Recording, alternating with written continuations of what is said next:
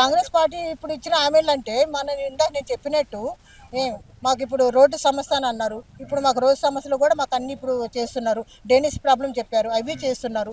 ఇదే TRS party వాళ్ళు ఉన్నప్పుడు 10 సంవత్సరాల నుంచి మాకు అనేది ఇప్పుడు అదే టీఆర్ఎస్ వాళ్ళు మమ్మల్ని అడిగారు, మీ కాంగ్రెస్ పార్టీ వచ్చింది ఎందుకు చేయలేకపోతున్నారు, ఎందుకు మాకు రోడ్లు బాగలేవు అన్నప్పుడు, ఇదే మీరు టీఆర్ఎస్లో ఉన్నప్పుడు మీరు ఎందుకు చేయించలేదమ్మని మేము అడిగినందుకు వాళ్ళు ఏం చెప్పారంటే అట్లా కరెక్ట్ మా టీఆర్ఎస్ వాళ్ళు చేయాలి, మీ కాంగ్రెస్ వాళ్ళు చేయాలి కదా అన్నట్టు ఎందుకు చేయము. ఇప్పుడు సన్న బియ్యం ఇచ్చినాము, ఇప్పుడు మన బస్సు ఫ్రీ పెట్టినాము, ఇప్పుడు అన్ని మహిళలకు ఇప్పుడు డోక్రా గ్రూపులను కూడా పెట్టినాము, అన్నీ పెట్టిన మూలాన ఇప్పుడు అందరూ అభివృద్ధి చెందుతున్నారు.